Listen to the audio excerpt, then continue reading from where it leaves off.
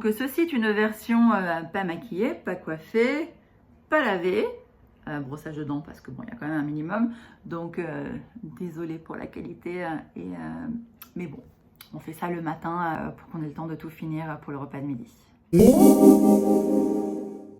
Bonjour, c'est Astrid de Challenge That It. J'espère que vous allez bien. Merci de regarder cette vidéo sur ma chaîne YouTube. Je voulais faire quelque chose d'un peu différent aujourd'hui. Je ne vais pas vous présenter un nouveau challenge, je ne vais pas vous montrer des résultats, je ne vais pas me mettre à nu devant une photo qui me fait un peu peur de temps en temps. Je vais vous montrer quelque chose en fait que j'aime vraiment faire, c'est la pâtisserie. Peut-être la raison de... Voilà. Et comme en fait on est Pâques, Pâques approche à grands pas, je voulais vous montrer un peu ce que je fais. Donc si jamais c'est une vidéo qui vous intéresse pas, si jamais vous n'êtes pas intéressé par ceci, n'hésitez pas, arrêtez tout de suite, c'est pas la peine de regarder jusqu'au bout, ça va vous énerver, vous allez mettre des commentaires pas gentils, c'est pas le but du tout. Donc dans ce cas-là, revenez la semaine prochaine ou dans 2 semaines pour une vidéo plus sport challenge, parce que je suis au milieu d'un challenge qui va durer pendant 21 jours. J'ai fini la première semaine, il me reste encore 2 semaines de sport avant de vous montrer les résultats, faire un peu le point sur ce que j'ai appris pendant ces challenges, sur la nourriture et comment, et si ça va bien, et si ça avance, si j'arrive à perdre du poids. Donc là, ça va vraiment être autre chose. Donc si ça ne vous intéresse pas, au revoir, à bientôt pour une autre vidéo. Si ça vous intéresse, je vous en ai jamais parlé, mais en fait j'adore faire la cuisine. Je suis pas une cuisinière de folie, mais j'adore pâtisser. Et donc Pâques approchant à grands pas, même si on peut pas se réunir en famille à plus de 6 pour respecter les recommandations à cause du Covid, j'aime quand même préparer des tables, préparer des activités, faire des choses pour les enfants, faire plein de choses. Pâques a toujours été des repas de famille, ça a toujours été des réunions, une façon de voir les enfants, les cousins, les grands-parents, les arrière-grands-parents quand ils étaient là encore, et passer du temps ensemble. Donc pour Pâques était vraiment une fête très importante pour notre famille et qu'on fête vraiment chaque année. Pour l'année dernière, c'était en plein début du premier confinement, donc autant vous dire qu'on n'a pas fait grand chose et on s'est retrouvés devant notre gigot tout seul comme des grands. Mais là, cette année, certaines personnes ont pu se faire vacciner, donc on en profite un peu pour voir les grands-parents et passer du temps ensemble tant qu'ils sont encore avec nous, on touche du bois. Donc il y a 2 choses que je vais vous montrer en fait aujourd'hui. On va colorer des œufs, donc je vais vous montrer comment est-ce qu'on colore des œufs et comme ça peut vraiment décorer une table de fête. Et une deuxième chose, c'est que je me suis lancée un challenge de pâtisserie. J'aime beaucoup en fait faire des gâteaux, des entremets, des éclairs. Je pourrais vous en parler pendant des heures et des heures. Donc vraiment, si c'est quelque chose que vous voulez, on va faire une side chain pâtisserie folie. Faisons-nous plaisir en pâtissant, mais voilà, ça va pas nécessairement avec le fait de perdre du poids, même si il faut se faire des plaisirs. Et puis un éclair au chocolat de temps en temps, ça fait du bien au cœur et quelque part ça donne le courage pour continuer. Et donc je vous disais, donc la deuxième chose que je vais faire, c'est que je me suis lancé un challenge pour faire un numbers cake, un gâteau à 2 étages avec 2 bases de biscuits recouverts de soie ganache, soit chantilly, donner des formes un peu différentes. Et donc là, Pâques, lapin. Donc j'ai décidé de faire un numbers cake en forme de lapin. Sauf que ça s'appelle numbers cake quand c'est des chiffres. Oui, pour mes 40 ans, on a commandé un avec les chiffres. Mais donc là, comme c'est un lapin, je vais l'appeler un lapin cake. Allez, lapin cake. Donc je vais vous montrer ces deux recettes-ci. Si ça vous intéresse, c'est top. Je vous mettrai les recettes dans les descriptions. Et donc dites-moi si c'est quelque chose qui vous intéresse parce que c'est quelque chose que j'adore faire. Voici comment est-ce qu'on prépare Pâques dans votre famille. La première étape pour colorer des œufs, c'est acheter des œufs blancs. Pourquoi des œufs blancs? Parce que la couleur sera beaucoup plus resplendissante sur des œufs blancs que sur des œufs jaunes que vous trouvez traditionnellement dans les magasins. Vous trouverez les œufs blancs dans des magasins bio près de chez vous. Vous faites des œufs durs de votre façon traditionnelle. Le fait que ce soit des œufs blancs ne change pas du tout le temps de cuisson. Pendant ce temps, vous allez préparer les couleurs. Pour ce faire, il va vous falloir un gobelet par couleur et ensuite des colorants. Vous trouverez les colorants au rayon alimentaire. J'ai trouvé ces colorants-ci chez Emma parce qu'ils avaient un super rayon pack, donc j'en ai un peu profité. Vous pouvez également faire des couleurs de façon naturelle avec des épinards pour le vert, avec des oignons, des pelures d'oignons pour le jaune par exemple. Vous mettez une pastille par gobelet et ensuite la première petite astuce, il faut mettre une cuillère de vinaigre blanc dedans. La couleur va se dissoudre plus facilement et elle tiendra plus facilement également sur les œufs. Ensuite, vous allez rajouter de l'eau également un peu chaude. Ne mettez pas beaucoup d'eau. Plus vous mettez d'eau, plus la couleur sera pâle. Il faut que l'œuf soit couvert ou quasiment couvert, ça suffit largement comme quantité d'eau. Dès que vos œufs sont cuits, vous pouvez donc les sortir. Et troisième astuce, il faut colorer les œufs tant qu'ils sont encore chauds, ce qui permet également de fixer la couleur sur les œufs. Vous placez un œuf délicatement par gobelet et vous tournez un peu, vous laissez poser, vous mettez un peu de couleur par-dessus s'il le faut, avec des petites cuillères ou des petits instruments comme ceux-ci qui sont fournis généralement avec les colorants. Au bout de 30 secondes à 1 minute, vous pouvez laisser plus longtemps. Plus vous laissez longtemps et plus la couleur sera intense. Vous pouvez sortir vos œufs et vous laissez sécher vos œufs dans les cartons que vous avez gardés quand vous avez acheté vos œufs pour sécher les œufs sans les marquer trop. Vous avez plein de couleurs différentes, vous pouvez mélanger les couleurs s'il le faut pour faire de nouvelles couleurs. Vraiment, soyez créatifs sur ce point. Si vous pouvez rajouter des paillettes si vous le souhaitez, soyons fous. Donc voici quelques couleurs. Vous voyez la couleur mauve par exemple est super jolie. Je ne pensais pas qu'elle allait être aussi intense, assez contente. Donc quand vos œufs sont complètement secs, vous prenez du sopalin et vous mettez un tout petit peu d'huile dessus. L'huile alimentaire, le tournesol ou l'huile que vous avez à la maison. Et vous allez frotter doucement chaque œuf, ce qui va permettre de les faire briller. Ils vont être beaucoup plus jolis, la couleur va être plus intense. Pour terminer vos œufs. Vous laissez sécher le tout et ensuite c'est parti pour la décoration. Donc vous voyez mon côté psychomaniaque a repris le dessus et j'ai fait des lignes avec toutes les couleurs bien alignées les unes à côté des autres. Chacun ses tocs. Ensuite, pour terminer, vous n'avez plus qu'à décorer votre assiette. Donc là, j'ai pris un plat, j'avais un peu de paille avec moi jaune et verte, ce qui m'a permis de faire une jolie décoration. Et vous posez les œufs. Si vous avez des poussins, vous mettez des poussins. Si vous avez des lapins, vous mettez des lapins. Faites vraiment jouer votre imagination. Le tout, c'est que ce soit joli.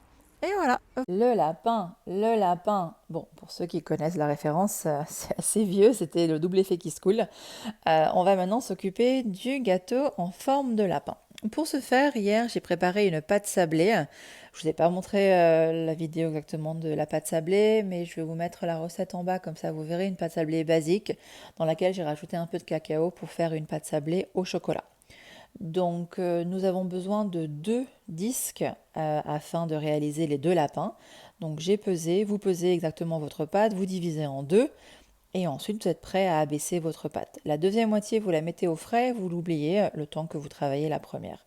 Ah oui, n'oubliez pas de sortir un peu plus tôt votre pâte du frigo, sinon vous allez galérer comme moi à l'étaler parce qu'elle était un peu trop froide. Pensez également à l'étaler votre pâte sur du papier sulfurisé, comme ça vous pouvez tourner sans aucun problème et également pas risquer de casser la pâte au moment où vous allez la transvaser sur une plaque allant au four. Donc c'est parti, vous ouvrez, vous abaissez votre pâte jusqu'à que vous ayez une bonne longueur. Il faut que la pâte fasse environ 3-4 mm de hauteur. Sortez votre règle et vous pouvez mesurer la taille nécessaire. Ensuite, j'ai trouvé un patron sur internet d'un lapin, d'une tête de lapin. Donc n'hésitez pas à l'imprimer ou le faire à main libre, une tête de lapin. Et donc vous découpez votre patron afin de pouvoir découper votre pâte ensuite. Une fois que votre patron est découpé, vous le mettez de côté. Une fois que vous avez abaissé la première pâte, vous la laissez au frais pendant 5-10 minutes, le temps que vous ouvriez la deuxième. Quand la pâte est froide, elle est beaucoup plus facile à couper.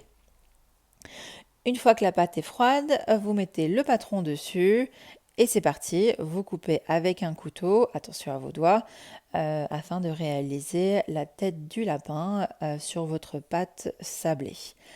Tous les restes, soit vous pouvez faire des petites décorations à côté, soit vous le gardez, vous ferez des petits cookies, ou bien ce que moi je fais également, là j'en ai fait beaucoup, je vais regrouper en fait toutes les pâtes supplémentaires, film alimentaire, je les mets au congélateur, comme ça j'ai la base j'ai la base d'un fond de tarte sablé prêt pour une urgence pâte sablée, pour une urgence tarte avec des gens qui viennent à la maison dernière minute.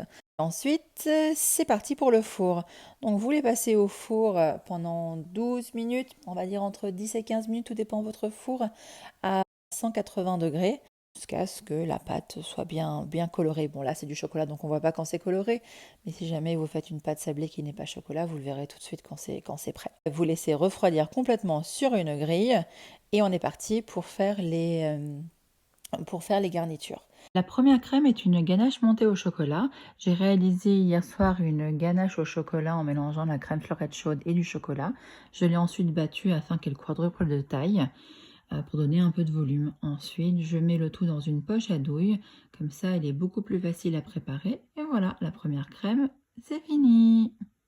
C'est parti pour la deuxième crème qui est une crème chantilly mascarpone vanille. Pour ce faire, la première étape est de mettre le bol au congélateur. Bien plus facile ensuite pour monter la chantilly et qu'elle tienne. On rajoute les ingrédients, la mascarpone, puis ensuite la crème fleurette. Et en même temps, tant qu'on est en train de mesurer, on va mesurer également le sucre glace, ainsi tout sera prêt. Le sucre glace, je l'ai infusé avec 2 bâtons de vanille afin de donner du goût.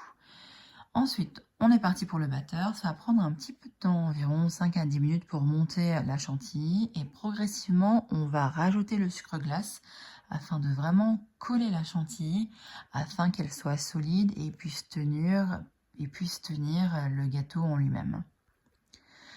Quand la chantilly est montée, on la place dans une poche à douille afin de pouvoir pocher joliment notre décor sur le gâteau. C'est parti pour le pochage. J'adore pocher. Je trouve ceci extrêmement thérapeutique. Vous êtes concentré sur une tâche manuelle que vous faites. C'est répétitif, mais quelque part, je trouve que moi, ça me vide la tête. Donc, on commence par pocher la crème à la vanille. On en met vraiment partout. Là, j'ai commencé par l'étage inférieur du lapin. Donc, je remplis bien tous les espaces avec la crème qui a bien tenu. Donc, normalement, elle devrait pouvoir tenir le deuxième étage du gâteau. Ensuite, je vais rajouter quelques fruits. Donc, je vais tricher un peu. J'ai coupé des fraises exactement à la même hauteur afin qu'elles soutiennent un peu le poids du deuxième biscuit. Il faut savoir être ingénieuse pour que tout fonctionne. Ensuite, je vais rajouter un peu de ganache au chocolat, faire des petits points par-ci par-là pour ajouter un peu de gourmand. Vous comprenez pourquoi j'adore manger. Ensuite, j'ai mis la première partie au frigo le temps qu'elle tienne afin que je puisse pocher la deuxième partie. Et c'est parti pour le deuxième. Donc cette partie va être visible. Donc je me suis un peu plus appliquée sur le pochage pour que tous les petits points soient assez réguliers. J'ai rajouté des myrtilles. Là, c'est vraiment, c'est comme vous voulez. Faites-vous plaisir. Faites un gâteau qui soit beau, qui vous plaise. Mettez les fruits que vous voulez. Mettez la crème que vous voulez. Le but, c'est vraiment que ce soit gourmand et que ça vous fasse plaisir. Donc j'ai rajouté à nouveau quelques fraises. J'avais également des cassis qui traînaient, pardon, c'est des groseilles, excusez-moi, qui traînaient dans mon frigo. Et j'ai fini avec des petits œufs de Pâques parce que nous sommes à Pâques. Quelques fraises de ci, de là. Et ensuite, j'ai fait le montage tout simplement en mettant l'un sur l'autre. J'ai rajouté deux, trois petites fleurs que j'avais sur mon balcon. Et un petit lapin pour terminer l'histoire. Voilà, mon gâteau, c'était intéressant, c'était long, c'était stressant de savoir si jamais la crème allait tenir ou pas. Et au final, je trouve, sans vouloir m'envoyer des fleurs, que c'est quand même pas si mal que ça. Je ne sais pas ce que vous en pensez, mais moi, il me donne bien envie ce gâteau. Et vous comprenez pourquoi j'ai du poids à perdre. Voilà le produit fini. Et ensuite, il est prêt à être servi. Donc, on servait-le bien au frais en attendant et éviter que des petits doigts se baladent pour manger le gâteau. Donc voilà, après une belle matinée de cuisine, On a pu déguster un beau repas tous ensemble en famille dans les respects des règles. Donc je voulais partager un peu ceci avec vous. Pâques, la coloration des œufs et puis le nouveau gâteau. Donc j'ai été assez contente de voir que le gâteau a fonctionné. Ensuite, si je dois faire une note dessus, je pense que la prochaine fois je ferai un biscuit un peu moins épais. Parce que là il était quand même assez épais et au final à la coupe c'était plus compliqué, donc il était plus facile en fait de prendre à la main pratiquement le gâteau et de le manger ainsi, et ça ne partait pas autant en sablé comme est censé être une pâte sablée. Donc je voulais partager ceci avec vous, j'espère que vous a plu. Vous inquiétez pas, je vais revenir sur des challenges sportifs, mais après si ça vous tente, si c'est quelque chose que vous voulez voir, me voir cuisiner de temps en temps, dites-le moi, laissez-moi un petit commentaire et comme ça je prendrai note et on fera d'autres choses. On fera, je sais pas, on fera la fête des mères, on fera les anniversaires, on fera Noël, c'est dans longtemps, donc on fera Halloween. J'adore faire des gâteaux araignées pour Halloween. Donc c'est vraiment une passion que j'ai pour la pâtisserie et que je mets au profit de mes amis, de ma famille, comme ça. Donc merci beaucoup pour m'avoir regardé. Je vous dis à bientôt pour un challenge plus sportif et plus on-brand, on va dire, avec ma chaîne. Et n'hésitez pas à vous abonner, me laisser un petit message et cliquez également sur la cloche pour savoir quand est-ce que je mets des vidéos. À très bientôt, bye bye.